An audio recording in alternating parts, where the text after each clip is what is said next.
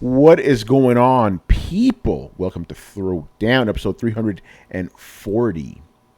I'm your host, Tony Polanco, and tonight I'm joined by Emilio Lopez, What's up, people? How's it going? Carlos Romero, Yo, yo, yo. joining us once again, Mr. Adam Vale, What up, people? What you doing? I see you. I see you on the internet. and of course, the one, the only, Brian Manjoma. What up, what up, what up? All right, people, what is happening out there on the internets? Right, no Chris action. It's kind of like the Richard Bailey situation. He has family over and stuff, so he won't be joining us for this episode or the next one. So no Chris, no Christmas. But we got Adam back, which is good. Adam just left us and shit, didn't say nothing. I thought I sent the message, which I did, but I didn't know they weren't sending because I was out in the boonies of Wahoo, Nebraska. Oh Lord, that was crazy. It was fun though. It was a fun time. That's good, But man. yeah, I didn't realize I was so far out. I had no cell phone coverage, nothing. It just dropped off. Messages went to limbo land. Yeah, man. Thanks for inviting us. No, I mean, from what Adam told me, I don't think we wanted to go, man. Like he said, this would trip me up because he said the town he was in. You said it was like 4,000 people, right? That's the population. Town of 4,000. I'm like, bro, the high school I went to had 4,000 students. That's insane, 4,000 people. Jesus, man, that's nothing. And man, you don't need all them people. Yeah, and I'm like, yo, like I don't even think the people who live in that town could find it on the map. That shit is crazy. Omaha, I don't even like if you put like the map of America in front of me, like find Omaha. I'm like, I'm like, I don't fucking know. Somewhere in the middle. In the middle. Yeah. Somewhere over there. Just like cool. point. I was just thinking about the other day. It's like, yeah, I kind of forget sometimes that people live in the middle of the country. Like I only think about the coast. It's crazy. What's going on? You a coast elitist? I guess I am. And the funny thing is, I didn't realize that until I started traveling. I'm like, oh, that's why they call them flyover states. You fly over them. I'm always calling it California. It's crazy. Man, but I'll tell you one thing, man. Your money will go a lot further in those states than it would over there, man. Well, probably not for what you're playing, but from what most people pay in New York City, you could buy yourself a freaking house. You could buy yourself 2 houses. Yeah. Oh no, that's the money goes a long way. Think about it like this, right?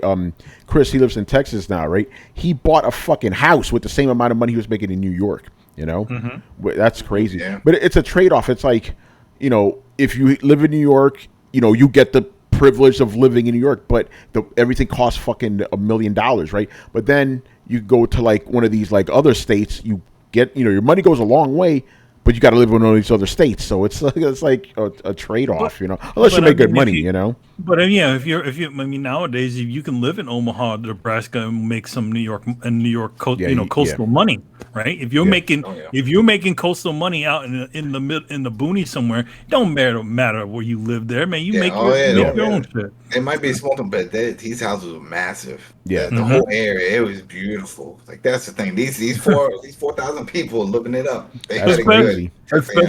Especially in our times right now. You don't want to be next to nobody. Fuck that. Yeah.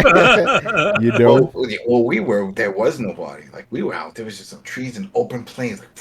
We were 30 minutes out from Omaha. We were boom. Yo, that shit is like really disturbing too, man. This was a few years ago. I went to I was in like, this is deep Pennsylvania, right? One of my friends, their parents' farmers. I was like, you just hear everything. I'm like, yo, this is fucking disturbing, because you're used to hearing city noise and shit and seeing buildings and no stars. That's what you're used to. And then like you just go out there, pitch black as fuck, stars in the sky. You hear things chirping and skittering around. And like more power to those people. I can't do that. I need to be in a city, man. Fuck that. You forgot what it's like to be on the farm, son. Yeah, you grew up on the farm. Actually, I did. I visited a farm. I lived in the city in Dominican Republic. Okay. I was gonna say, man, I thought you was the farm. No. My mom, like her father, lived on the farm. That's where she grew up, right? So we would visit him every once in a while on the farm. But no. Like we lived in the city, Mm-hmm. I think I'd rather take my chances with a crackhead than a bear. Oh man, New York is who said New York is actually really beautiful once you get out of cities. That shit's kind of bumfucky too, though. If you go to like like Albany or whatever, you're like, bro, what the fuck is this? Man. Yeah, if Albany, you go to Binghamton, Albany is like a city in the middle of nowhere. There's literally like nothing around. Nothing. Albany. I'm like, what? I can't do that. I got. It's like uninhabited lands, and then maybe a suburb that's a little bit further off. But yeah, it's like it's like an island. Yeah. Can I say something real quick? Go ahead, bro. It's gonna just a little bit more to the pre-show. Yeah. So here's an interesting thing, and you guys obviously know about this. Like when you live in the city, like I haven't really lived in the city, but I've stayed, in New York, I've stayed in Seoul and Tokyo and like a lot of places. When you stay in a place and you don't do anything for the day, but you have all that city noise, all that things going around you, you kind of feel like you did something. But when you don't do it, yeah, exactly. But when you don't do anything and you live like in the suburbs or in the countryside or something, you feel like you did nothing. It just feels weird. It's different, man. Yeah, different feeling. Definitely different. What's going on in the chat right now? Somebody asked us to talk about chicken. Why are we going to talk about chicken? Chicken tastes like alligator, man. That's what you need to know. Carlos and I found out we went to New Orleans. Those alligator bites. Yeah, man. It was crazy. It was funny. I took a bite of the alligator, and Carlos looks at me. He's like, "Tony, say it. I know what you're thinking. Say it." I'm like, this shit tastes like chicken, bro. It did, and it's funny because I was eating chicken at the time, so I'm taking a bite of chicken, taking a bite of the alligator. I'm like, damn, right. I'm like, this fuck tastes the same. The only difference was like the chicken was like tougher than but you would think alligator would be tougher, but it kind of makes sense because their skin is so hard, their muscles don't need to be as hard, I guess. Yeah, wild stuff, man. It's different when you leave the city, but New Orleans was cool because that's a lively place, man. Oh yeah. That it did not freak me out being out there. I'm like, yeah, I'm used to this shit. Yeah, it's just everyone, like when you're in the city, it's like everyone's there for the exact same thing. Yeah, that's it. I never thought about that. You're right. It's like you feel like you're doing something when you're in the city surrounded by everything. If you're just out in the boondocks, you're like, what's going on? There's nothing happening here. I remember me and my dad when he would pick me up on the weekends and we would just go to like Thompson Square Park or something, just sit on the bench. I'm like, what are we doing? He's like, people watching. What do you mean? He's like, just watch. You see all kinds of crazy. He's watching. Yeah, you just see normal people. You see hobo. You see, you see everything. Just stay in one spot because everything is moving around you. No, you're right. Yeah. It's always people watching in the city is always interesting because you will be surprised. Mm-hmm. All right, by the way, we're fluffing because this week was so fucking dead, man. Like nothing happened in gaming, But I want to give a shout out to the fans who are here. We got Eric Wins, New Jersey. He says he said he's from Queens and now he lives in New Jersey. He goes very different. Mm-hmm. He did the jump. Piggy Dan. What part of New Jersey? What part of Queens I was going to say. Yeah, because Manny and I are from Flushing, Yep, yeah. I lived in Astoria for like 5 years. Flushing, Kew Gardens, whatever you want to call it. Yeah. Piggy Dan, Blitz. Who else is in here? Digital Reflex. Heavenly Smile. Logic Wins. We got a bunch of usual suspects. What's going on? People, He goes, I live in Edison, New Jersey. I'm from Bayside, Queens. Hey, Manny. Oh, wow. Hey, I know that area. Oh, this is interesting. So he checks out. He says you work in Jamaica, Queens? So he lives in Jersey, you live in Jamaica? That's interesting. You're closer to me then because I'm in Flushing. That's like, Jamaica's really a couple blocks that way, Yeah, well, Jamaica can get a little rough. Yeah. He works in Jamaica, Queens. Look at that. Mm-hmm. Yeah. Bayside. Manny and Chris lived in Bayside together. With their girlfriends for a while. A couple of years. About 4 or 5 years. I want to say, something like that. Yeah. That's where Manny got that's where Manny got the Mass Effect 2 music stuck in his head when Chris was planet scanning at night. Yeah, because his room was used to be at least in our first apartment was literally right on the opposite wall. So in the as we do, he plays video games late at night, and I personally, for me, I never like to have video game consoles or TVs inside of my room in our, me and Jossie didn't care for that very much. So whenever we watched TV, we'd watch TV in the living room. But he had his setup in his own room. So he, late at night, he'd playing Mass Effect, and he would be scanning, scanning planets. And if you listen real closely, you hear the little the scanning music. That's funny. Yeah, he was like, I always hear that in my head because of Chris. When that's the thing, I remember when he left because he was using that weird pickup service, like you dump a cube in front of your house and they put it on a truck or something, like a train. That was in 2012, I think. But excuse me, no, not 2012. Yeah, 2012. He moved all the way out to Texas, Austin. So when did he get married then? Because he wasn't married then. He got married in Texas? It was here's the thing. I know, I don't know the date, but I know the year. It's 2014. I know because that's the year 2015. 2015.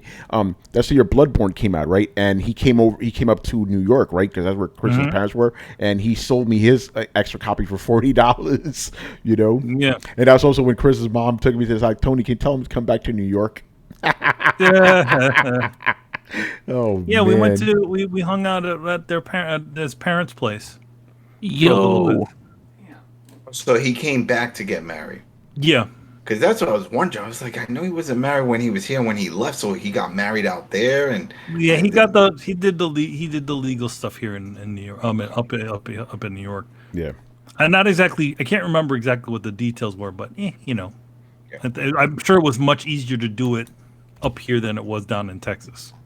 Yeah, I like how you said the legal stuff because that's how it was. The last wedding I went to, my friend Jorge, George, we had him on the Throwdown way back in the day, right? So we did the whole big ceremony, the wedding and all that, the priest and all that, and then there was one point he's like, "Yo, I gotta go sign the papers and really get married," because think about it, all that shit doesn't count. It's when you sign it that's when it counts. Yeah, he's like, "Yo, give me a second, I gotta get married. I gotta sign this shit." That's actually how at least I think Adam's first marriage was that way. We went to my first was just went to City Hall, had her mom there, had my buddy Elvis, R.I.P. Were you there? Yeah, we're there. Yeah, damn right. Look at that. See, you were there. Who else was there? I think her brother was there. Yeah, and that was it. Yeah, that was that one. Yeah. Also, just again, we're just fucking around right now. We want to give a shout out to Joey Polanco. He did 2 videos for us, which will be posted soon. We did 2 unboxings. The unboxing we've been promising you. We recorded those. And man, he was like, "Yo, why don't we get Joey to spice him up a little bit?" So it's gonna be good stuff. So yeah. Anyway, let's get into it. I guess the first big story, the only main story that happened this week was the Windows 11 reveal. But we'll talk about Windows 11 overall if you guys want. But let's focus on the gaming side, man. Specifically Xbox Game Pass integration. This shouldn't come as a surprise. Xbox Game Pass has been blowing up. Windows 11 is, Microsoft. So this was. And Windows 10 had Xbox already integrated. So it's we knew it was going to eventually whatever. It wasn't integrated. You can just download the app. But now later. That was I remember when I got mine, everything, once I went through the process, it asked me about, do you have a live account? Do you have this? And it was like, do you have a Xbox account? And boom, I just clicked yes. And when it did the setup for me, and I was telling them off air, all that stuff was there that, if you remember, they had a little message app that was also like a little separate, but it was your friends list. And that popped up right next to my clock. So then they had another app for the games. There was the Xbox games and all that stuff that you could go to the store and get. But for Xbox integration for your friends and to communicate and all that stuff, that was right off the bat. That's interesting because I set up my PC last year and I didn't get that. That's weird. Well, maybe they changed it for the other app because I know later on, remember they had the Xbox, the Microsoft Live game server, whatever, and then that got canceled. They shut it down. Yeah. And then they moved all their games, and then later on they launched another Xbox app, and that one you can start playing things online, do stuff. But before that, it was, if you go to look at your games, your all programs, you'll see there's one listed that just says Xbox Companion, and I think that's what it was. And that was built in. That was just right off the bat. Yeah. All right, so I'm going to read this off of Microsoft's store here. Sarah Bond, written by Sarah Bond. Shout out to her. Yo. She goes, gaming has always been fundamental to Windows. We built Windows to be a magical place where everyone can play, connect, and create. That's why we're delighted to bring you Windows 11 with superior graphics, amazing speed, and incredible selection of games. Games will look better than ever thanks to Auto HDR, a unique capability we're offering with Windows 11, which automatically adds HDR enhancements to games built on DirectX 11 or higher that previously only leveraged standard, SDR. HDR allows a supported game to we already know about HDR. We know what that does. That's cool. We introduced this tech in our Xbox Series X consoles, and we got an outstanding response. So we're excited to bring it to Windows. That's cool. Because with some games you gotta like flick your own like Windows thing on and off the HDR and shit. And some games don't even that. Yeah, you know what I'm saying? Like sometimes it works. Cyberpunk it did not. Fucking that game did not work well. Which the Windows implementation of HDR kind of sucks because if you want HDR to be on, it always has to be on your PC. So and auto HDR seems a lot more convenient. It's like, okay, I'll just have it on when I'm playing my games, and it's compatible with all these DirectX 11 games. So yeah, they showed a Skyrim during the presentation. It looked fine. I mean, it looked a little bit better, but I mean, I'm like, Skyrim, really? I was gonna bust out at Brian. I was like, really? Yeah, they could have shown a better game, but I guess it's cool that it's compatible with that. Yeah, they should have shown an exclusive like Starfield. All right, so we got Auto HDR. That's cool. What else is here? With a high speed for performance NVMe SSD and the proper drivers, Windows 11 can soon load new games faster than ever. Yeah, because I was wondering about them. Like, take advantage of the speeds with your PC. You need a SSD, bro. Yeah, you do. Because a lot of people don't talk about that part. Yeah, well, I mean, to be honest, it's just like, okay, I mean, like, what are you gonna do? You're gonna get like a half solid state, solid state for your main operation system, and for your, for storage, you have a normal hard drive because those SSDs aren't cheap. Yeah, this is interesting. With direct storage, which will only be available with Windows 11, games can quickly load assets to the graphics card without bogging down the CPU. This means you'll get to experience incredibly detailed game worlds rendered at lightning speeds without long load times. Direct storage optimized Windows 11 PCs are configured with the hardware and drivers needed to enable this amazing experience. Pretty cool. I like that. If you have a similar configuration to like an Xbox Series X, it seems like you're going to be able to utilize that feature. Yeah. That's pretty cool. You know what sucks though? Because I mean, I can't even do it anyway because there's no 3080s available. But I'm like, damn, I'm gonna have to wait even longer because when I build my new PC, I want this shit installed in it. But the thing is, with Windows 11, we don't know when the fuck it's coming out. They didn't give a price or a release date, nothing. For the longest time, Microsoft said they weren't even gonna make another one. They were like, no, Windows 10 is it. We're done. Mm-hmm. I can answer both of the questions, kind of. Ooh. So it's a free upgrade, and it's gonna come out this holiday. That's what they said. Free upgrade, okay.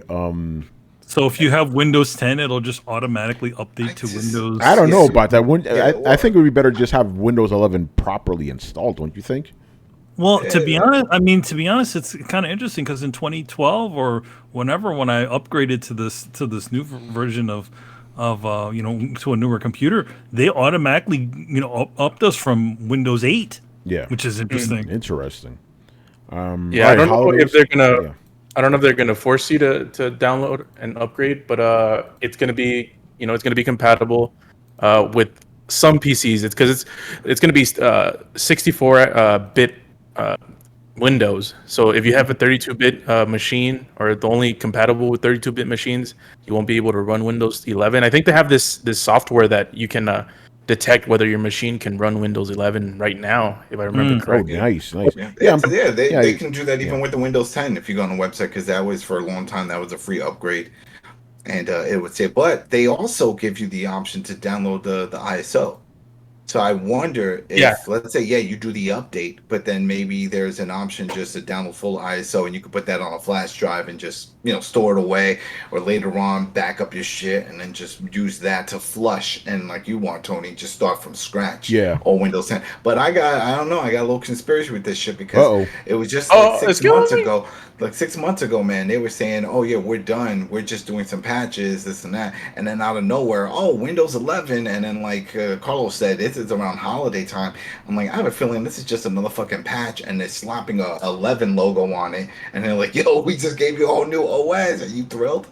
I don't believe this shit. I don't believe it because for the longest of the years, they kept saying Windows 10 was it. They're like, we're getting out of it. Yeah, everything you shouldn't believe shit like that, man. Yeah, and I mean, all the way to like last year. So I can just, at that point, when Windows 10 was being hyped, it was like 2 years out. We all heard, Windows 10 is crazy. They're gonna change it. They're gonna do this and that. And then out of nowhere, it was like, we're gonna fuck it. Yeah, we're gonna do Windows 11, and it's coming out in a few months. I don't know, man. I think you're just slapping that Windows 11 logo on it. It's just gonna be some tweaks and stuff. Maybe that's why it's a free upgrade. It looks a lot different. Yeah, it does. The UI. There's a lot of the UI. That's what I'm saying. The UI could have just been one of the ideas because the UI that we had from 8 and stuff. That the person that created that, I think she's gone. Right, that was the whole thing. Like that mobile, all that shit didn't work, and so then we got that hybrid model, which is for Windows 10, which has a little bit of everything. Well, that was it started with Windows 8. Windows 8 is that it had like horrible. That was pretty bad. Horrible. That was horrible. Yeah. And that's what I'm saying. And then when we got the 10, it brought back our classic menus. It brought back a lot of the cool things that we liked to have from previous Windows. So I wouldn't be surprised if they had already, because whenever they present these new schemes or the new layout designs, there's not just one. They're like, all right, this is all we got. I'm sure they have like 5 or 6, and then they all agree on which one they want. Like, yeah, we'll go with that design. So who knows? Maybe the one that we're seeing now is going to be 11 could have been for 1 for 10 and just wasn't used. I don't know. I just think it's a short window, and the fact that they kept saying that, oh no, we're not doing it, and then all of a sudden, yeah, we're gonna do it, fuck it, and then it's coming this, fast. Maybe if it was like, 2022 summer, okay, well, it's gonna take time, but I don't know. That's just me. Yeah. The other thing, it supports all the accessories, Xbox controllers, the adaptive controller, keyboards, all that shit. So, that's a given. Good stuff. Let's see, because some of the rest of this it's just fluff.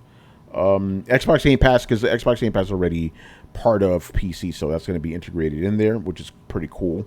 It's all fluff right here.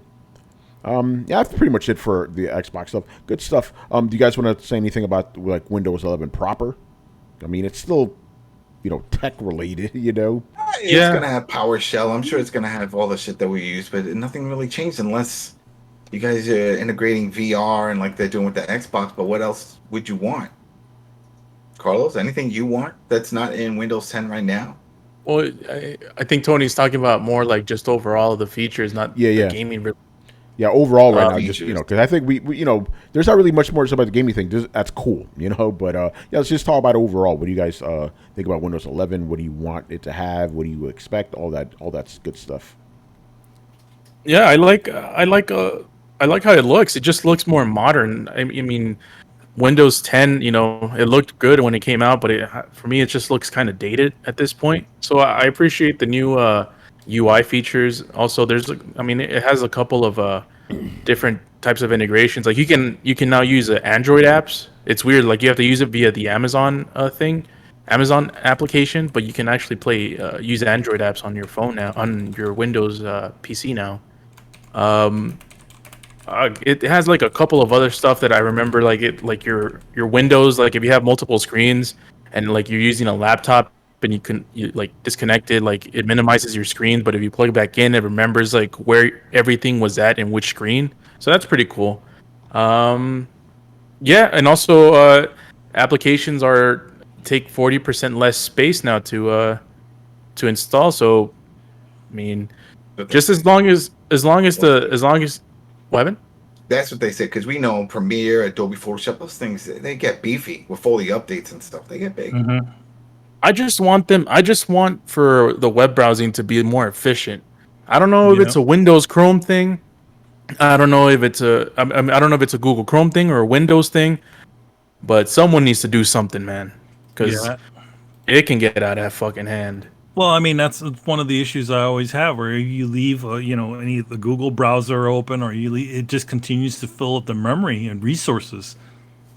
Even if you close it, it's like nothing's gone down.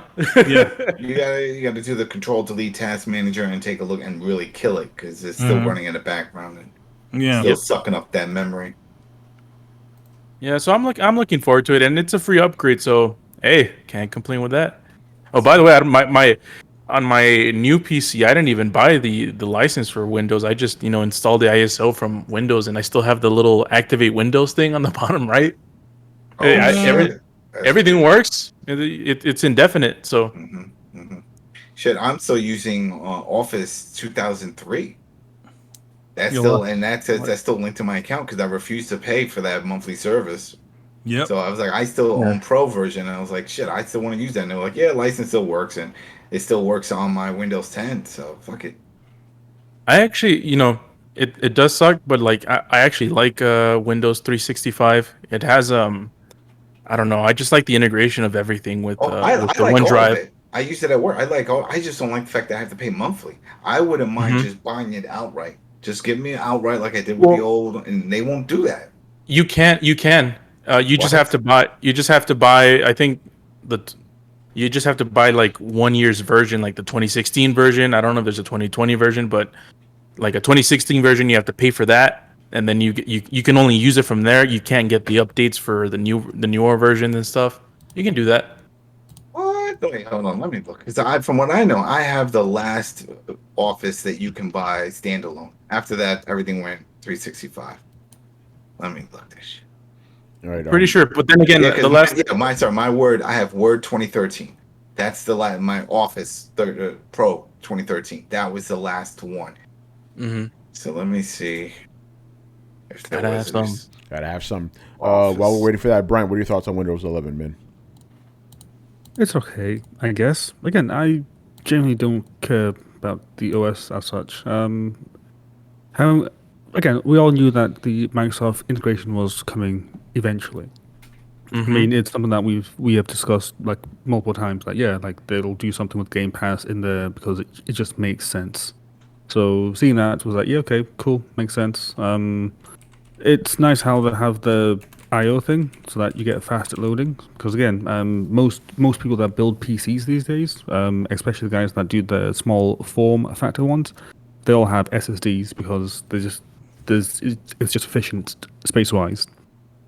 So it's nice that the OS level is finally going to support the speeds of that. So let's see how that changes. But overall, it's good. Let's see how it works day one. Let's see if people actually like the UI or not. Because again, Windows 8 was such a farce. It was so funny. Garbage. Yep. Shit. Wait, so you it says you had to be a subscriber to get the 2016 of 365, but you had to be a that doesn't make sense. So you had to be a subscriber of 365 first, and then you can buy the full version standalone, and that happened in 2016. So what the hell? Why would you? That's a weird. Let me see if you know what. Let me open up my Word. Let me just see if there's an option to upgrade. Just looked. All right. Anything else you guys want to say? I don't really have anything to say after. No, I mean, I say as long as that shit works. Yeah, exactly. I mean, I don't know how well it's going to do on my system. My system's kind of old, but we'll see. I mean, are you on 64-bit? Your Windows? I'm running a 64-bit version of Windows. So you should be fine, at least for it to run, because it needs to be on 64. It's funny, whenever they switch up to the new version of Windows, they're always like, yeah, it takes up less space and it's less bloated, blah, blah, blah, blah, blah. That's what they said about Windows 10. They always say it. That's what I'm saying. It's all BS, all bullshit. Yeah. All right. If nothing else, let's move on to the story that keeps on coming. It never ends. Cyberpunk. Gotta talk about Cyberpunk. Oh my god. All right. So last week we talked about how the game's gonna finally be back on PlayStation. And another update is Xbox is gonna because they just allow you to just get a full refund. They're gonna stop that next week. But we talk about how the patch is coming. The patch is here. And it's play at your own risk. Yeah, we talked about that. Sony, this is not like rumor. Sony literally said from their main account, it's back on our store. Don't play this on the base console. They've pretty much said that. Play at your own risk. They said play at your own risk, So the patch came out.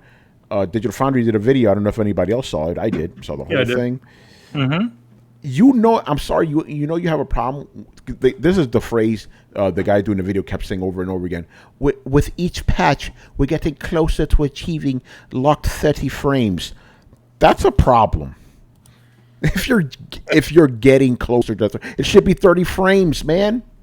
And there's that infamous alley. I don't know what is up with the game. It always just chugs in that specific spot. And they tested it. It's still bad. It's even bad on PS5, believe it or not.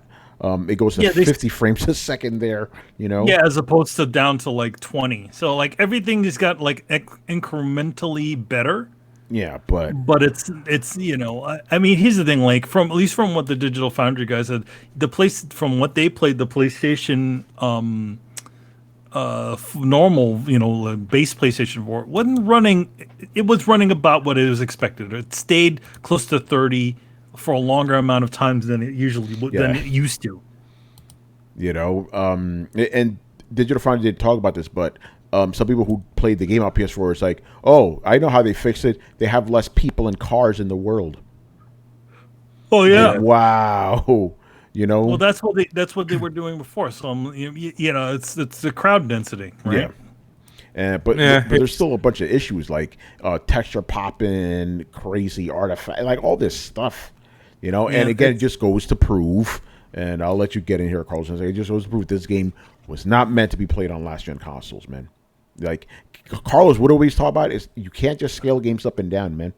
Despite what some people say. Here's the thing. They advertised it for the last generation consoles. Yeah. That's what their main thing was. They should have been aiming for the fucking last gen consoles and not mess with this other shit, to be honest. We should have been seeing the upgrade for, they should have essentially worked down and then worked up, but they worked up and then they tried to bring it down and not working. Yeah, go ahead, Carlos. Aim low.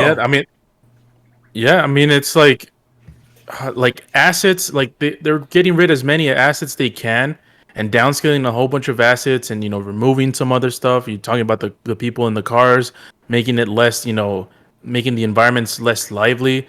It's that's not something you can just scale down. It's you have to think about what kind of things to remove whenever you do these kinds of things. Because at the end of the day, you're not playing the Cyberpunk game they want you to play. Yeah. It's their whole their whole intention since they've announced this game. It's you're gonna be playing in this lively city. It's it's full of life and it's a living city and it adds to the game. And it's well, when you play the PS4 version now, they're removing as much of it as they can. And at the end of the day, when do you reach that that turning point where it's really not the game that they meant for you to play? And that's the issue that I always have with the lesser consoles.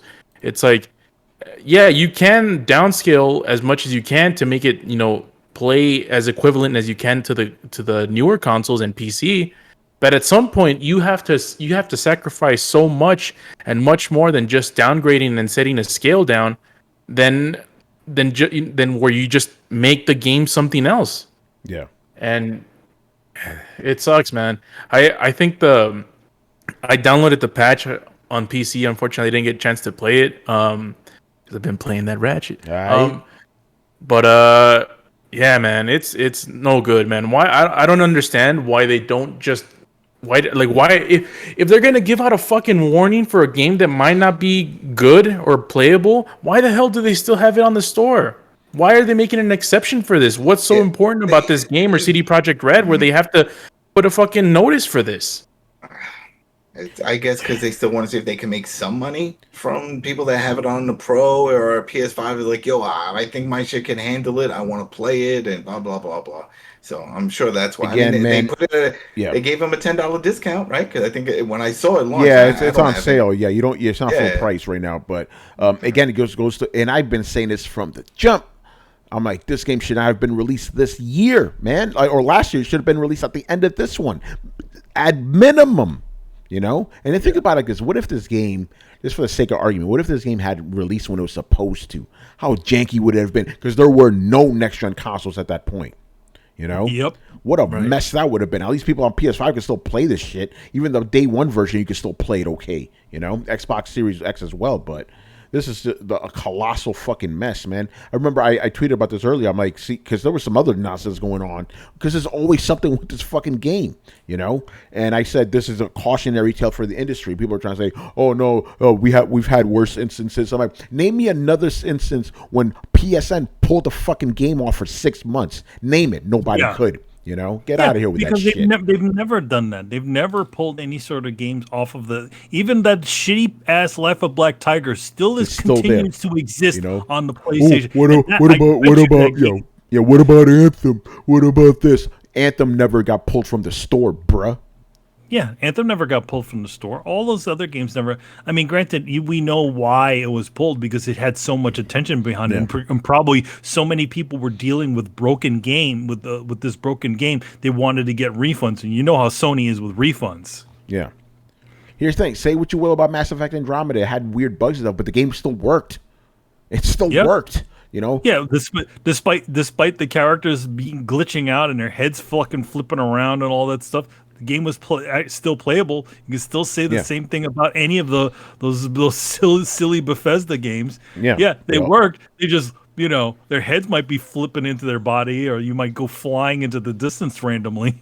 Yeah, but the game didn't crash. There has never been an instance like this ever in the gaming industry. Not even close. You know. Again, name me another game that got pulled off the store for 6 months. Yeah, I thought so. It doesn't, and then all the lawsuits, the hacking, all this shit. Yeah, like the executives fucking leaving. I'm like, yo, it's a lot, man. It is crazy. So the saga of Cyberpunk continues, man. And the thing is, even if they fix the game, like 100% fix the game, it still won't be what was promised, because a lot of features that they talked about, you guys all saw that 50-minute video that where they talked about the things they wanted in the game, and we're out there, I was like, we're not gonna get that game, man. It's sad because underneath all the nonsense, there's something really cool underneath. I'm like, I've never played a game with like a living cyberpunk city. This is awesome, and the story's really cool. All that stuff is really cool. Like that stuff is great. It's just there's too much nonsense marring all of it. So. It's a damn shame. CD Projekt Red should be ashamed of yourselves, man. You guys were it. You were the golden child, man. You had it. You had everybody in the fucking bag. They were waiting for you. They were rooting for you, and you fucked up. All because of greed. This game just got rushed out door because they wanted to make quick money. If they would have waited, if the executives would have listened to the developers, they would have waited. And the game would have been fantastic. So we got this shit instead. And when I'm telling you, when Witcher 4 gets announced, people are going to be skeptical as a motherfucker, because they don't want to get bamboozled again, and rightly so. Fucking crazy. All right, so move on to another mess of a game. We got to talk about Avengers. And Brian, you already know what question I'm asking, so look that up while I read this. Okay, so a glitch happened in the Avengers, Marvel's Avengers, where it showed people's IP address on screen. Oh. Good thing there's only like 10 people playing this fucking game, but still, I'm like, come on, man. It is crazy right now. Well, that's one game you wish you played on Stadia, because it'd be showing Google's fucking IP address. Yeah, like that is craziness, man. Like that's something. Yeah, this was reported by Paul Tassi from Forbes. And because he's a big games as a service guy, so he's just playing. It's like, why is my IP address showing? Like, wow. And then the official Avengers account tweeted out, "We're aware of the issue where a floating string of text appears on the screen and investigating. Thank you for reports." A floating string of text, you mean people's IP addresses, bro? Yeah, well, they're not going to say that out in public, even though it is what it is, because I'm sure people will be like, "What the fuck?" Yeah, please refrain from streaming for now if you experience this issue. We'll update it. All right, bro. On the backs of their recent update, they're trying to get people into it. Now you can make the Avengers not look as much as generic Avengers as they did before, where they literally put all the MCU costumes in there. Yeah. By the way, this patch has since been fixed. All that, we're good, but just the fact that happened, it's just another little stain on this game, But the thing is, that game, people already looking at it suspectly before launch. The only little bump it had was when Spider-Man was announced, but that was really because the fanboys, let's just be honest there. Yeah. Nobody cared. Nobody cared beforehand. You saw that, I forgot who said it, but it's like the game, the characters look like if they made a TV version of a movie. Like they get these budget actors and shit that kind of look alike, like that's what the game looked like. Like you have the comics, just make them look like that. Simple, So yeah, Avengers, another one.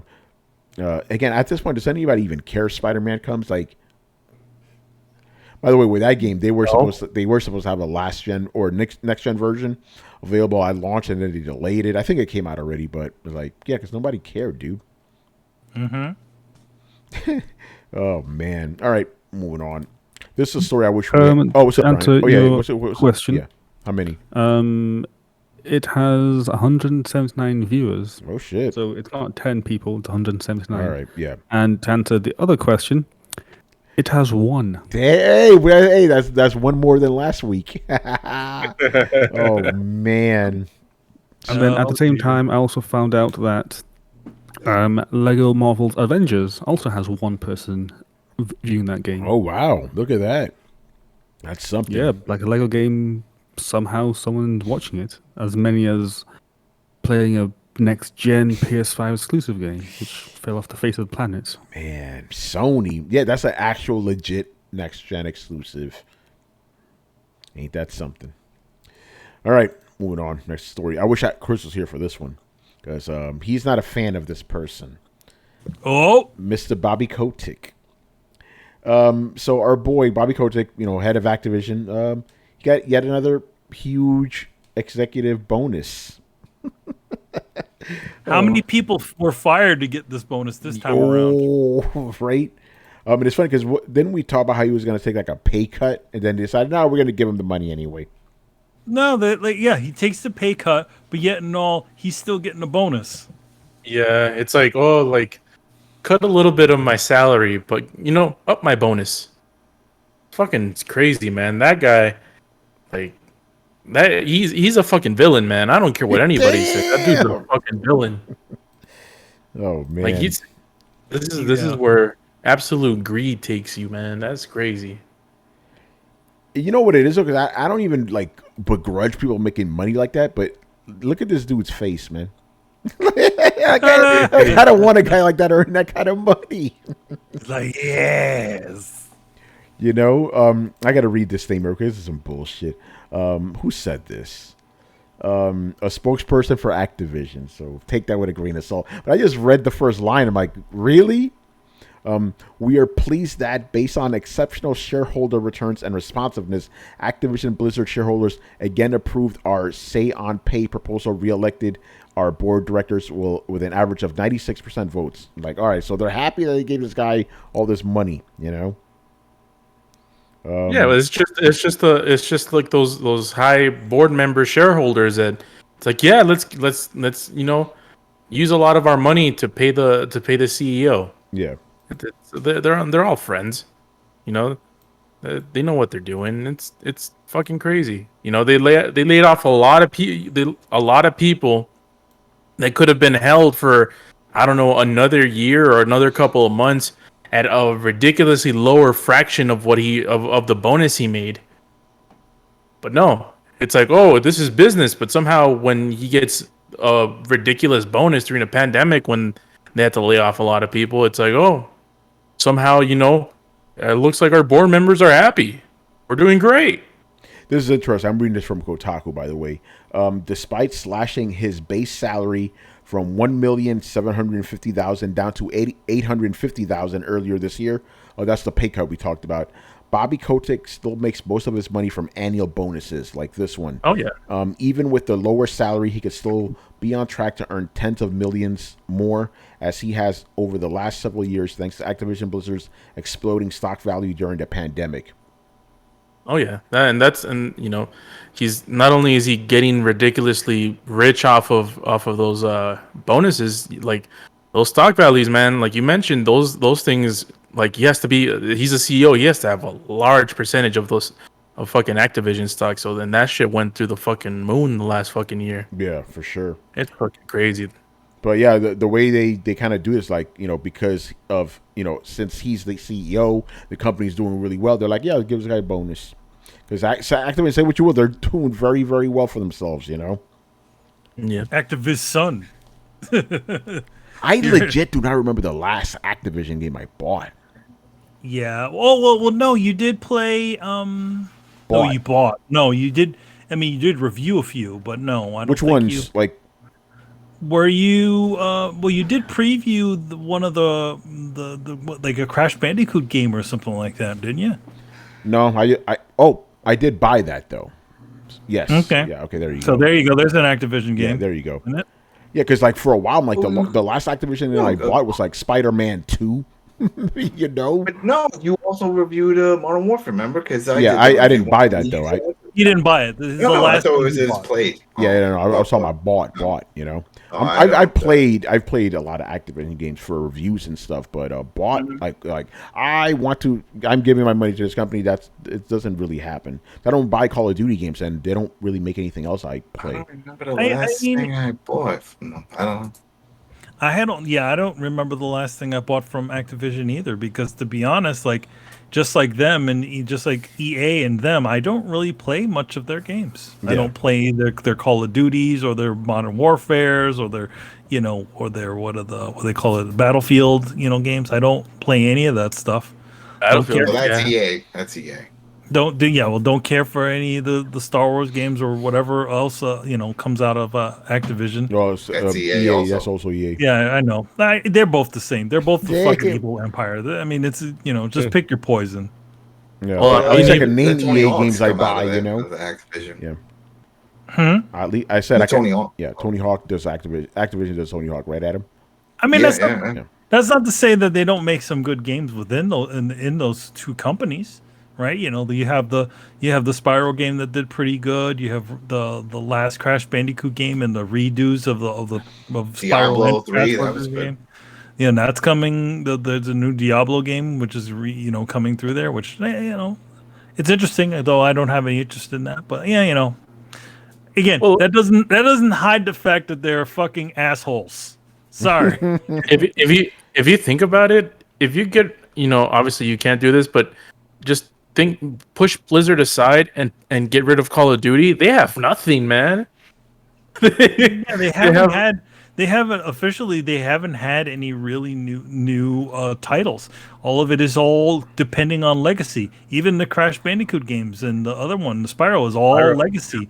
World of Warcraft got an update, I guess. I don't know what happened. You know, they did all of its legacy games to just keep re-releasing or making sequels. Yeah, if you think about it, so because Call of Duty is broken up into 3 different games because of the 3 studios, so that's why they always have one. So they see those. I'm looking up online, and they recognize all 3 of those as separate games. So if you see all their games, you see all the Call of Duty, you see the Spyro and the Crash. Yeah, there's not much. That's it. Tony Hawk. It's all legacy titles. It's all titles that have already. Because to be honest, it's probably too expensive to sort of invest in something that nobody's ever heard of. So you know what? Just continue to put out the same games, you know, sequels to the same games or redos of the same games, and just do that. To be honest, them doing was it Crash Bandicoot 3? That was their shot in the dark. They didn't know that one was going to do anything. Skylanders, that went nowhere. Destiny 2, they got rid of that. Mm-hmm. Well, they bought, Bungie bought it back. Yeah, with the help of the Chinese company. So yeah, if somebody from the outside looking in would be like, "Damn, they just threw all their money into Call of Duty," then because with all the studios and all the games, everything is just Call of Duty, even from the mobile Call of Duty. Destiny was Activision. Oh shit, it was. Destiny is. Yeah, oh, there you go. There you go. That counts. I bought those. Yeah, there you go. That's the Guitar Hero. Yeah, that was Activision. Yeah, 2007. But yeah, to your point, Tony, you might not buy an Activision game for the rest of your life. Probably not. It's Because interesting. even Destiny, they're not going to have the next iteration of it. They ain't going back to Activision. That's not them. That's through That's through. Yeah, no, I'm saying they're never going to go back. Yeah, but Prototype. Remember that? I remember Prototype. That's 2015. Yeah, that was them. All right, man. Marvel Ultimate Alliance. Yeah, they did that one. I do remember. I for a while I believed that was like the one I played. For a while. That was the fun ones. Those are fun in the consoles. They did X-Men Legends too, right? Yeah, those are good. Yep. They did a lot of superhero games back in the day. Spider-Man, those I bought a lot. Those Spider-Man games. All right, stop talking about Bobby Kotick. Moving on. Kotick. All right, we're gonna talk about 2 fighting games right now. Or fighting game stories. The first one is now it's official because people have been waiting for this game forever. Now it's official, it's never coming out. Tekken X Street Fighter not coming. Officially canceled. Well, we sort of knew that. Wait, I thought there was a correction to the story that it was a mistranslation. Oh really? A twist. Yeah, that's what I heard. Because I heard the thing at the same time saying, "Oh yeah, in an interview it was translated that it's not coming out and like they stopped development, blah blah blah blah." And then I heard later on it's like, "Oh, it was a mistranslation." Again, it's still going, but just not going as well. Yeah, that's what I heard. Yeah. So let's look into that because right now I'm looking at the story I linked to. It doesn't even have an update or anything. It's just, hey, the shit's dead. Most games journalism these days, they don't care about the truth. Yeah, let's look this up because now I'm curious. Is this game actually dead or not? Because I'm looking at this shit. But the thing is, like, why is this taking so long? Like Street Fighter X Tekken came out, and the second one was supposed to be right around the corner. So what the fuck is going on? Here we go. Oh my god, look at that. Kotaku's actually doing the update here. Uh-oh. Excuse me. All right. Katsuhiro Harada recently clarified the statements he made concerning Tekken X Street Fighter, saying that his intentions were lost in translation despite the English translations coming from his own channel. Interesting. So the translation was not from some fanboy. It was actually from the channel. Specifically, when the project was described as stopped and dead by the subtitles. So this is from the actual video. Harada actually said paused and shelved, respectively. Nuanced language that indicates work on the game may pick up in the future. He goes, we're still hopeful that Tekken X Street Fighter will resume development when the opportunity arises. All right, so right now, it's just not, it's paused, as he says. No, to be honest, like, it's I know it's a nuanced response, but it's also a bullshit response. Come on, man. Come on, man. It's like it literally, like it's gonna be to the point where no one is gonna give a fucking shit. That's where it's gonna be. They're just gonna leave it alone because, to be honest, they got other shit going on. I paused and shelved. What kind of bullshit is that shit? So yeah, all right. Thanks for telling me about that, Brian. So essentially, dull the blow. That's what he did. Yeah. He's like, oh no, essentially what he did is he essentially gave the what do they call it? The games what do they call it? The PR response.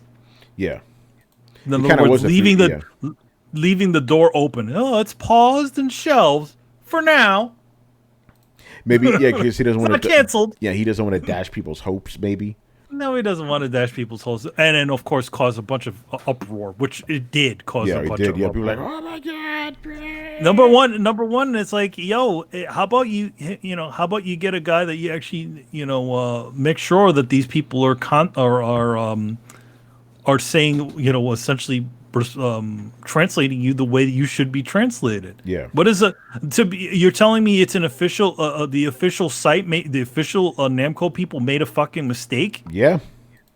No, that doesn't fucking happen. That's what he says. That That doesn't fucking happen. Yeah. Oh, I agree with you. Something it's like, bro, like this is my conspiracy theory. I think because of the backlash, he decided, let's put out this statement. Yeah. No, I think that's what really happened. I think I want to see a retranslation of that shit again. And if it still says canceled, if multiple sources still say canceled, he said it was canceled. And the only reason why he's even backpedaling on this is because, and then using the language barrier as the crutch. Yeah. But I think he's because again, like wouldn't Namco have chimed in and said, yes, this game is canceled, in other words, saying stuff like that, or something like, oh no, don't say the game is canceled. Wouldn't somebody have said that to him? You're right about that. Think about it. Somebody had to translate. This is the official channel, right? Yeah, this is the official channel. Somebody translated it. It got approved by the higher ups, and they put it out. Yes. Yeah. So if he was saying this internally, they would have been like, no, this is wrong. The game is not. The game is shelved. It's not this. They would have known internally. No, he said the game was canceled. And this is just them backpedaling, using the language barrier and throwing their localization people under the bus. I'm going to agree with you on this one. I think that's what's going on. They didn't like the backlash, and they're backtracking.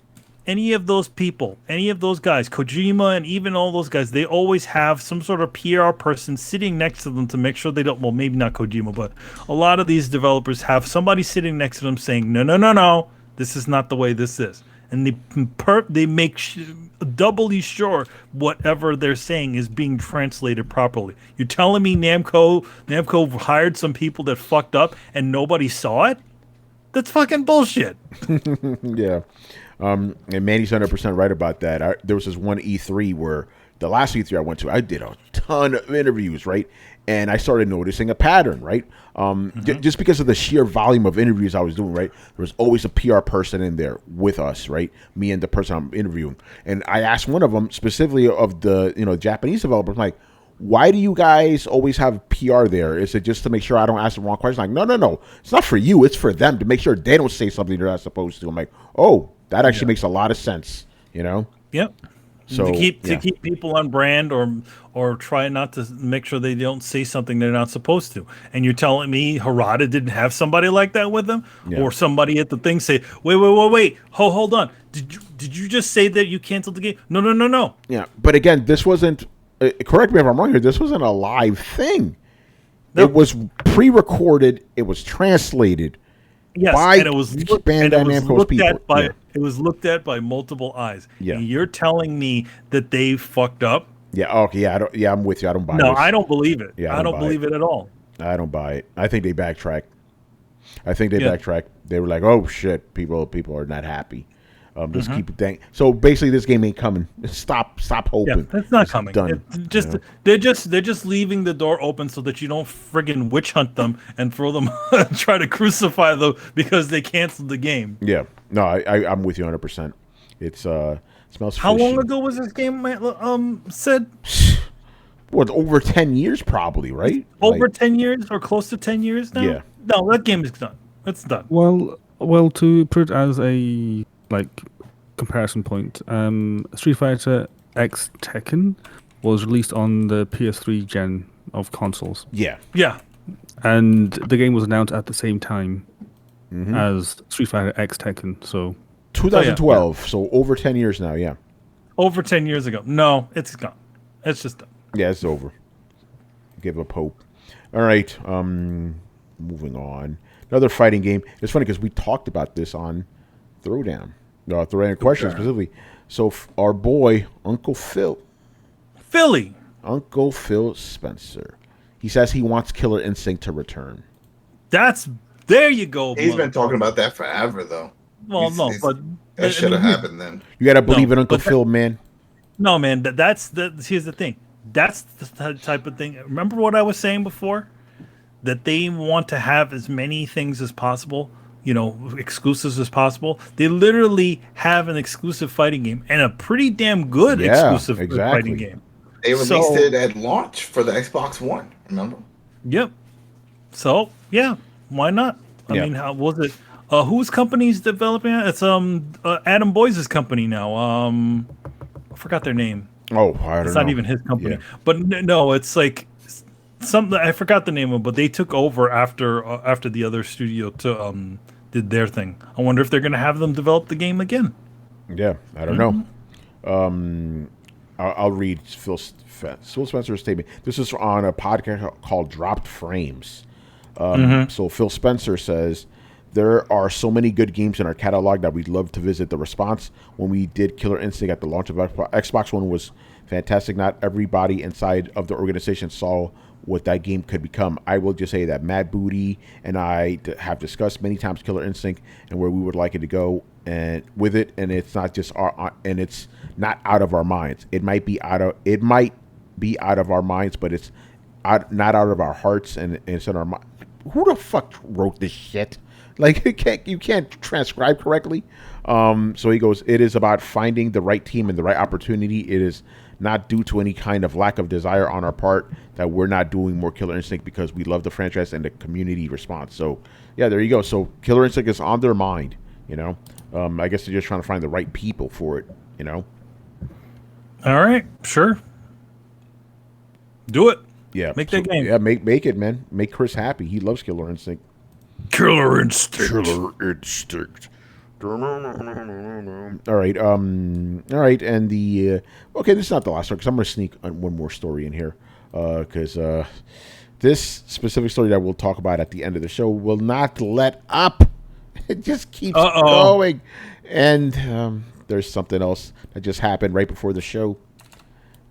Drama in the industry, man. But we'll in the industry. Excuse me. Anyway, let's get to this story and let's get to it.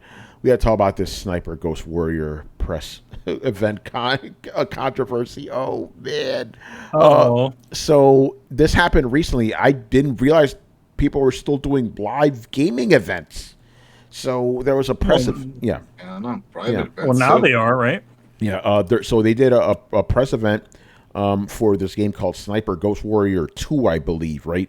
And they had, journalists, influencers, what have you, go through basically like a mock Middle Eastern town going around shooting, mock Muslim terrorists. Okay. So you see where this is going, you know? And then one journalist from this site called The Gamer, he wrote about experience, and he was just very offended over the fact that he went to a press event and he, had to go shoot a bunch of Arabs, basically. Even though it was just a bunch of... Even though... They said... they told... Yeah, go ahead, Adam. Go ahead. No, they told him. It's like, oh, shoot over there. They gave him the gun. It was like one of those fake play guns, whatever, to shoot out. And he was like, yeah, shoot the ones with the towels and the whole getup. And he was like, hey, he took offense because it's like a stereotype. Yeah. And by the way, there weren't like Arab people. There was white dudes dressed. White dudes dressed up. So people were pretty pissed off about. Well, at least the journalists that went there and they will talk about it. But I don't know. What do you? I'm going to take a different angle on this, but I want to know what you guys think about that. Adam, you and I talked about this before the show, so give your thoughts. I'm just no. I mean, Adam first. I'll go on after you. Yeah, I'm still surprised, for one, about that they're doing events, and two, that this is an event that they decided to hold for this game. It's like, was it needed? Was this whole thing needed? I don't know. It just doesn't seem right. When I first read it, I'm like, oh, this has to be fake. This doesn't even make sense. But it's all legit, and it's something that they wanted to do. From what I read, also, they apologized right afterwards. Like, they were like, oh, we're sorry. Yeah, maybe this wasn't the best thing. But still, the fact that you did it, why? Well, but whatever. I'm just, I don't know if that's going to help the sales of the game or not. Who knows? But it's kind of sad. Yeah. Okay. So here's my take on it. I'm just doing and I'm saying all this right now as a gaming journalist who has been to many of these type of events, right? When I go to stuff like this, all this other shit, I never write about it. You know why? Because the readers don't care. Right? They just want to know, what is this game like? Tell me about it. Yeah. That's it, So for me, don't get me wrong. I like the part where they fly me out, free hotel, free food, great. I don't talk about that stuff. Why? Not part of it. So if I go to an event like this, and I've been to some, the closest I've been, and I rejected it because I'm like, what the fuck is the point of this? There was one Resident Evil game I was doing a preview for. I forgot which one, and they invited me to what's the name of that shit? Escape room. Like, would you like to participate in the escape room? And I literally told a press person, like, how the hell is that going to help my coverage? Because it doesn't. Imagine if I write, here's a preview of Resident Evil 3, but first let me spend 3 paragraphs telling you about the escape room experience. Who the fuck cares? No, because to be honest, all that does. I mean, I understand why they do it. It's nice for the journalists to do something, silly or whatever like that. But at the same time, who does it? Who is that for? That's not for the people that are going to be playing the game, right? Is everybody going to be able to go to this escape room? No. So then why are you talking about it? You don't need to talk about it. Yeah, absolutely no reason to. So that's my take on it. I'm hearing about like, why are you guys spending all this money on these big events that because other writers are pretty much like, they don't, except for this dude, obviously, most of us don't write about that stuff. We just do the preview of the game. All I need is put the game in my face, get a developer in there so I can ask him about it, and let me hang out with my friends. That's all I need. If you want to do some nice window dressing and shit, that's fine. But that other stuff, why? Like, we're gonna do some mock fire rounds right now, against these like fake terrorists. How does that help my coverage, man? No, I mean it's a fun PR thing, but at the same time, it doesn't do anything for the actual audience who isn't there. Yeah, it's part of the reason. Like if we were doing actual coverage of E3, like when we did the whole with the Sony stuff like that, we never talked about how Sony fed us a meal or anything. Hey, imagine I should have written that in my Ratchet & Clank preview. Oh man, the food was so good. Yeah. And then think about it. Yeah, think about it like this, right? When we did that whole shebang with PlayStation, just putting us through all these corridors and shit, I didn't write about any of that stuff in my preview. There's no point. Yep. People just want to talk. I just wrote about Spider-Man, whatever other games we played. That's it. I didn't go, but before I played Spider-Man, we went through this elaborate setup where we saw Ghost of Tsushima and The Last of Us, and then Spider-Man, we actually flew actual taxis from New York and set them up in Los Angeles. I'm not writing about any of that shit. Come on, man. It's crazy. So again, I'm not gonna even comment on the whole like Muslim stuff. Like, bruh, I'm just gonna say, read the room, guys. Read the room. I don't think I've ever heard of any military game, not even when a lot of this sort of stuff was at its height. They never had people dressed up as a Arab or whatever. No, usually they would just have them all covered up in like a black outfit, like their special ops or whatever. Those guys over there. Here's the thing, again, little things like if you do little things like, for example, when I was this was fucking 4 years ago when I went to go see a preview of Dying Light 2, right? When I entered the room, there were zombies trying to eat me and shit. But that was it. But I didn't write about that. But yeah, I've never had to do like a live fire exercise or anything like that. I know for Far Cry 5, they flew some guys out to like Montana or something. And they put them in like a cult like house or something. It makes sense. You know what I'm saying? But again, those guys never wrote about that stuff. No, you barely. The only time they've ever heard anything like that, they had a podcast like, oh yeah, they got flown out and did this thing. I've seen the stuff with Metal Gear when they did for Metal Gear Solid 4. They did a big thing. Yeah, they did like a boot camp or something like that for the people or whatever. But again, none of these people talked about that stuff. Yeah. Can I play a little bit of devil's advocate? Uh-oh. Yo, man, you the devil? And then I got a question for you, Carlos. Oh yeah. I was gonna say no. You're gonna say. You're not a journalist, so fuck you. No, not that. I have a legit question for you because I'm curious. But go ahead. So, I guess here's my thing. I obviously I understand your point, and it makes perfectly logical sense and objectively correct. But when people bring you down to, for example, someone flies you cross country and to an event, the person that's going there is going to cover the game. Obviously, that's the most important thing, and that's the job. But I guess from my perspective, if you're flying someone in and you're like, okay, play this game for 20 to 30 minutes, and that's it, it kind of feels like, man, I just went to play this shitty game, and I just flew back, and I'm gonna write about it in the plane, and I'm gonna submit this article. And I guess the way they try to do it is sort of like an experience. It's like, okay, you get to play the game for a little bit, and then we're gonna sweeten it up a little bit for you for the experience. Yeah, it's like we're flying in a whole bunch of people that are gonna play our shitty game. We don't even like it. It's like let's make sure they have a good time. So when they fly back, it's like at least they won't they won't think it was all a waste of time. That kind of thing. No, I understand that. Like, no, I can't say it, but there was a certain event Manny and I went to together, and I was like, "Yo, I'm glad the rest of the event was good because this game wasn't."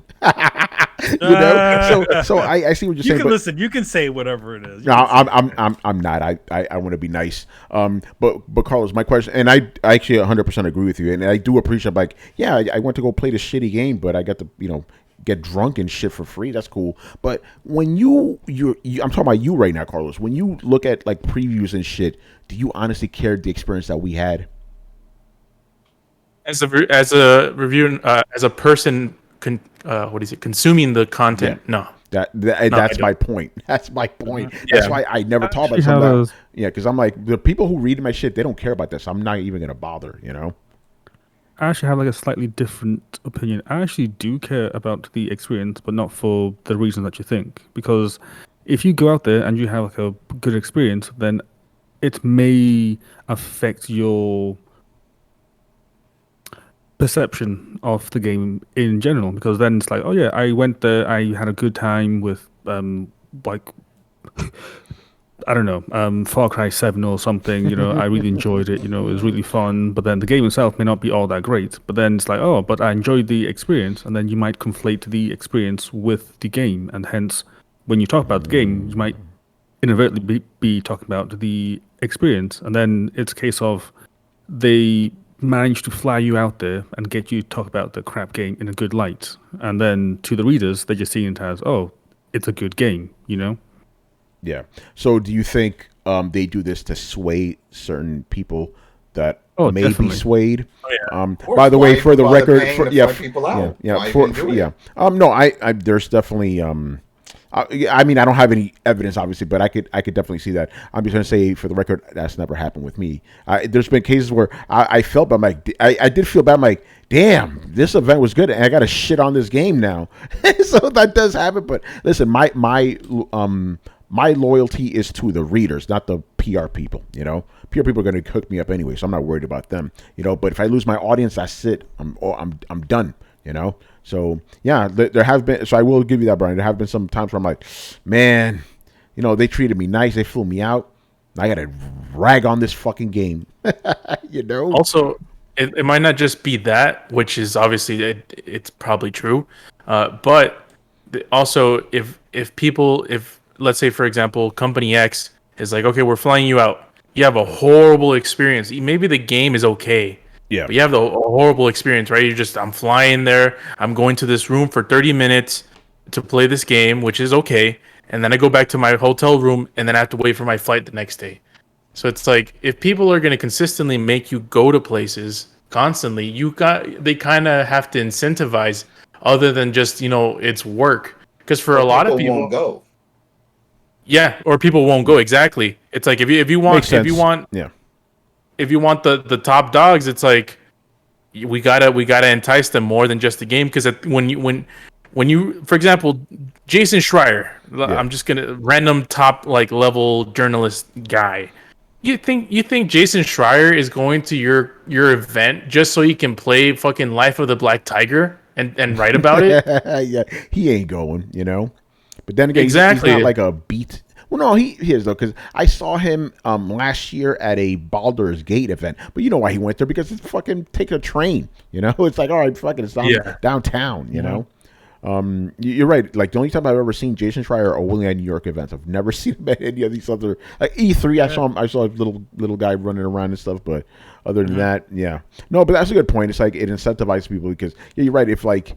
By the way, I should say I've never been flown to an event where I only play the game for half an hour. It's like they always give you a good chunk of time, But yeah, you're right. It's like if it's like a subpar game, I'm like, why am I bothering, But if you're flying me for free, it's a different story, But it's still not going to color my perception of the game. The game's ass. I'm going to say it, But yeah, it's just kind of interesting. But yeah, with this specific situation, like, guys, read the room, man. You know, people get easily offended these days. You got to chill, you know? Yeah, well, to be honest, and again, I think this too, where it's like, it has something, and it's also not only the offensive thing, but the thing is that it's like, it at the same time, it's like we never did anything like that for any sort of war game that has happened in the past. So it's like, seriously, guys, really read the room, because this has never been done.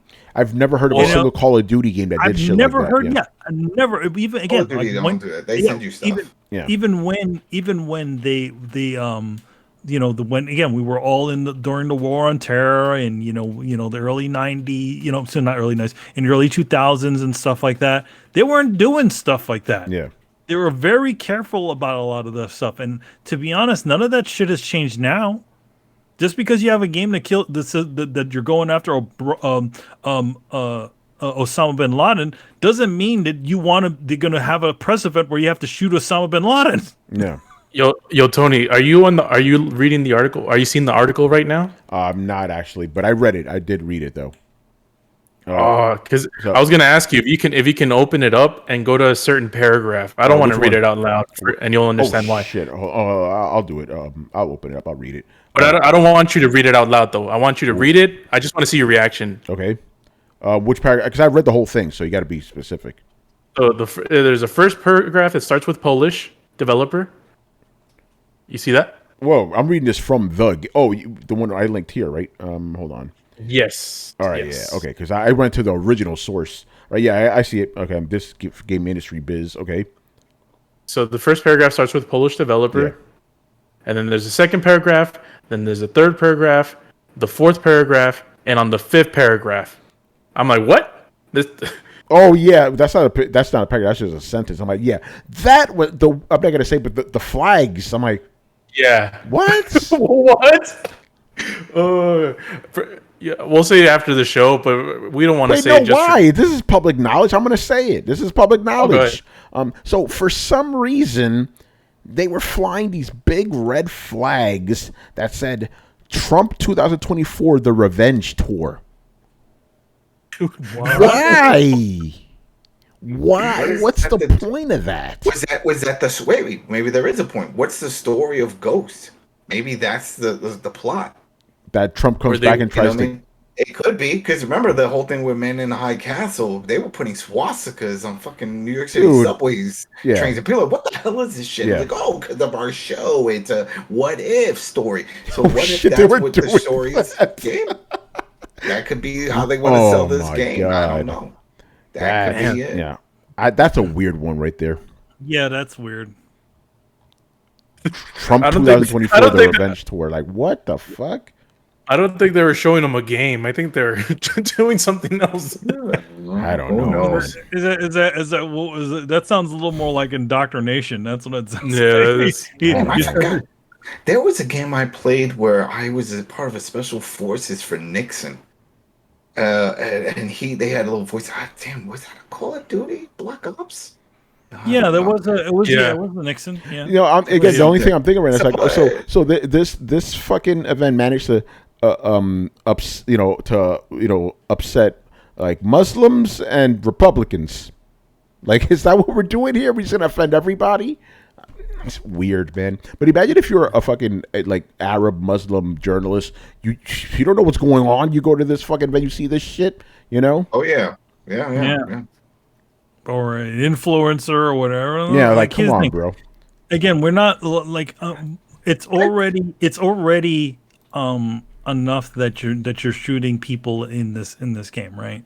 But we don't need to be glorifying that all over the place, constantly. And it's never been done that way. Like I said, you're not going to be, if they are, what they're going to do is they're going to, make you play paintball, but with a bunch of mysterious looking people, like what Adam said. They're not going to identify whoever. They're not going to put out. They're not going to put a bunch of enemies unless they're a bunch of fake soldiers like in Metal Gear. Yeah, you could do that, but fake soldiers. But come on, man. Some bullshit. Like, guys, read the room, All right, so that's that. Now, you got to do it. Got to talk about Blue Box, man. Oh no, not again. They have a countdown now, Manny. Oh, yeah, because they have their app supposedly coming down on the 25th or something like that. On YouTube right now, there's a countdown video. Abandon, I believe the game, the working title, and it's set to end at 10 a.m. tomorrow Eastern. So by the time throw down your questions comes around, please ask us some questions about this shit because we're gonna find whatever happens, a game will be revealed. That's all we know. A game will be revealed. We on Throwdown, I think I can speak for all of us here. Actually, I don't know about him. He wasn't here for this. We all think this has nothing to do with Kojima, nothing to do with Konami. There's not Silent Hills, none of that. It's just, because again, I've been just inundated with this shit. It just seems to me like these developers, and I could be wrong about these developers, saw this going on. People were saying that and decided to kind of go with it a little bit. And now I'm seeing this big countdown. I'm like, okay, guys, if you don't deliver something big, I'm almost not going to feel sorry for them at this point. And I was on their side. I'm like, guys, leave these guys alone. Please don't issue any death threats. But now that I'm seeing all this stuff that the studio's kind of been leaning into it a little bit, I'm like, it just seems like they're trying to do this for attention. That would be a bad thing because this is not going to look good when this game doesn't turn out to be what people think it is, whatever that is, Yeah, it's funny because I thought you were actually going to be talking about the fact that they supposedly got some sort of other to put a face to any of this stuff. Karam, I don't know the guy's name, but Hassan, he came out, he did a video, he was like, hey guys, I'm a real person, here's me. We got and then they had this other guy from this other company called Noir. Yeah, they're I forgot what they're called, but they're like a fill-in company. Yeah, they're an asset company. But the funny thing about the asset company, I know they don't again, they're supposedly not they're trying to pull themselves away from it or whatever like that. But you look at the games that these guys have worked on, and one of them is Death Stranding. Oh no, fueling the fire. Fueling the fire. I mean, who's dumbass? I'm gonna say this: either you're the stupidest people in the world, you don't get the company that provided assets to the game Death Stranding to say yes, we're real people. Yes, we're developing this. We're part of developing this game. Where are the other people? Just either I said this, either they're the most inept game studio on the planet who have had literally somehow magically been able to continue to develop this game since 2015. By the way, It's been the same game, sort of reconfigured and worked around. They've been literally failing upward, or it's some stupid ass Kojima ploy. I don't know. Well, we're going to find out by the time we wake up tomorrow, man. And then what happens is nobody at Kojima Productions has released any sort of thing saying, yes, no, we are not them. This is not us. Yeah. So you guys may hear something on the fans. Okay, so let me look at this. No, Manny, keep talking. I'm just looking at the blue box thing. So it's called Abandon the Game. This is an official thing on YouTube. It's funny. Yeah, the live countdown is currently at the time of this recording, 9 hours, 48 minutes. Here's the thing. I don't see that on their actual page. It's on their YouTube. No, but again, there's no link on their Twitter page for this. Interesting. It's okay. It says live countdown to the release date of Abandoned app on PlayStation Store. So this could be a fan thing. So we will get this app tomorrow. That's happening. Yeah, that's happening, but I don't think that thing's official because I don't see any. I don't think it is either. Yeah. On their blue box page, they don't have a link to that. Yeah.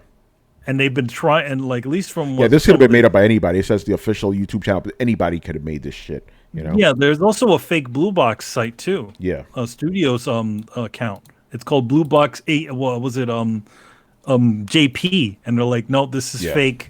So you know what? I'm going to call BS on this YouTube thing. Not the app. The countdown is a real thing. We will get an app. But this thing, the first video was posted 1 week ago. No, I call BS on this. Yeah, I call BS on this. Fan site. They're just getting hyped for it. There's people in the chat talking though. Oh my god! No, it's that's there's a lot of people that are joining in. You know, it's kind of like when some people made the fake Joaquin Mogren account for when they were trying to pull that stuff with Phantom Pain. Yeah. So yeah, it's the same sort of idea. Look at these comments. Everything's pointing to Silent Hill. Come on, guys. No, if anything, like if it is a Kojima thing, I don't think it's Silent Hill. I think it's something else that he's throwing out there. I don't think it's that shit. But who knows? I personally think that it is a bunch of hooey anyway. Oh yeah, I think it's BS. And we have so little. I guess we have so little going on right now after all the E3 stuff. Right now, people are just attaching themselves to the silliness. I mean, granted, it's getting Yang and a couple of the other YouTube the Kojima theorists making videos. Yeah, that's making them money. Yeah, no, for sure. And it's funny because this, I mean, I could be wrong about this, but it started rumbling while E3 was going on. So think about that. Yeah. Well, they released literally like after they sort of DL dropped the trailer for that game on there. Yeah. On the PlayStation blog. Yeah, so one way or another, we will find out, man. Something is going to happen. Yeah. Interesting stuff. Gamers, man. Gamers, that's all I got to say about that. Yeah. All right, man. I think we're done here, people. So let's plug some stuff. What you got? What do I got? Well, there is the usual things. There's obviously Excellence, which is out right now, and also we had our successful Kickstarter, so that's coming real soon. There's some other Skybound-ish stuff that I can't talk about that's coming up involving Excellence, so hopefully that'll be coming out soon. They don't tell me these things. That's above my pay grade. And obviously what's out right now, we have Static #1, which is out in stores right now, or you can get online. There is Superman Red and Blue, also out right now. All these things all dropped on the same day. It's interesting. Crazy. Does that ever hurt any one of them, or are they all different? Do you think they're different audiences? Because there's so many dropping on the same day. Well, sometimes it's not too bad. It's sometimes it's different audiences, but it's weird. It's an interesting thing, at least for me, because a lot of these things I finished like months ago, and some of them I didn't finish that long ago. So they're all literally dropping right back to back. So it's an interesting sort of thing. And then we got the next one. We got Represent, and then that's also out right now on the same date. And I can't find my last one, which is the Future State Wonder Woman stuff. But that also, there's a graphic novel that just dropped, right? That's going to be either dropping or dropped already with all of that stuff. So yeah, got lots of stuff. And then of course there's some Marvel stuff that's coming. I keep talking about it. It's going to come. And me and Kari right now are doing Aquaman covers and a couple of other different covers for different studios. So stay tuned for that. Good stuff. By the way, I was reading this Wolverine. It was called Wolverine Black and White, and I was very happy to see Kari's art in there. Very good stuff. Yep. Kari did. I don't know if he did the full thing, but I know he did a cover for it, and I think he did. It was an 8-page story because it was like a compilation type of thing. It was like 4 stories in there. He did 3 stories. He did one of them. It was good stuff. It's interesting right now. It seems to be a lot of companies seem to be like Marvel and DC seem to be doing these limited colored sort of comics. Yeah. So you have Superman Red and Blue, which is the one that I showed you, which I worked on. There's also Wonder Woman Gold, which is also out right now. There's also there's was it Wolverine? Black and white. Black and red. Black, white, and red. Yeah, black, and white, then and red. there's a Carnage one too. That's Superman. I mean Carnage, Blood Red or something like that. So it's a bunch of different limited colored books that they sort of seem like they're throwing a lot of different teams at, which is interesting. Yeah. All right, Adam, what you got, man? Nothing much. I mean, I Am Negan is on a hiatus until August, when Walking Dead proper comes back. Carlos, you coming back for that one, right? All right. Yes, that's a no. No, I got something to say. Oh, all right, yeah. Make sure to tune into the spoiler cast, or we're reviewing. No, not that, Carlos. He was asking. Oh, you motherfucker! Campbell. Damn, man. He won't even answer you, bro. I guess that was a big no. That's a Thanks no. A lot, Carlos. Got that. And that's it. I mean, we got a bunch of stuff for the Coalition, a bunch of different reviews. You guys, I think, are doing that Loki for 3. Right, episode 3, yeah. Hey, thank you for plugging that for me. Yeah, we're doing episode 3. I don't know, man. I'm not really feeling this show, bro. I'm not at all. I'm not. I stopped. I was like, I'm done. I'm watching it. I'm watching it just because of the podcast. Otherwise, I would have just. The first episode, I wanted to stop. The second episode was better, but I'm like, what's the point of this shit, man? No. And once the dinosaurs came out, Adam was like, I'm done. I pull out one question. If Loki's supposed to be a god, why is he punching people? Yeah. That are supposed to be normal people. Just saying. And then working on the Tony Hawk, the remake 1 and 2 that just came out on Switch. I'll do a review of that. That's going to be fun. You mean you working on it? You serious? Yes, that's going to be good. It's going to be good. All right. And that's it. Go ahead, Coalition. Check it out. Yeah, and like Adam said, go check out the Loki cast. That's going to be Saturday. I think they drop them on Saturday nights. We record them in the afternoon, like around 2, but they go up Saturdays. Also coming up soon. I don't know when it's going to get posted, but probably going to be next week because this week is over on PC Mag. I did a preview of Kena Bridge of Spirits. I played half an hour of it. I'm surprised. I'm like, ooh, I like this game. Because I just missed my guy. It looked like a little kiddie game, No, it's good, solid action platformer. So I want to play this fun game. Like either they send it to me for review or I buy it. Either way, I will play this game. It's really cool. So go check that out. I also did a preview of this rally game called World Rally WRC 10. Wow. Yeah. So if you like the rally ones, I make all of them. That used to be the column ones, column of craze. Yeah. This one's interesting because it's like a celebration of the 50th anniversary of World Rally Championships. If you like sim games, sim racing games, go check that out. And that's going to be that for us people, So make sure you follow us on Twitch and Twitter. Subscribe on YouTube and join the Discord where it is absolutely bonkers, especially with all this blue box stuff. Oh, man. Frankie B, what's going on, brother? You can find us on any podcast app by searching for Throwdown Show, and you can visit throwdownshow.com to listen to past episodes. And if you're on YouTube and you enjoyed what you have seen tonight, make sure you hit like, subscribe, and hit the bell. Once again, I was your host, Tony Polanco, and tonight I was joined by Emilio Lopez. See you later, guys. Carlos Romero. Yo, Tyler, the Creator album dropped tonight. Make sure to check that out. Deuces. Adam Vale. Go watch Betty. That's also back, season 2. Crazy. And Brian Manjoma. Yeah, no funny outro this week, unfortunately. But hey, maybe next week. Who knows? There you go, man. Hit the backlog, people. Hit the backlog. We will see you on Sunday. Later. We'll play Ratchet and Clank, man. Yeah, do it. Or Carl's going to hit you with a ratchet, man. All right. Oh, yeah. Or a clank. Later.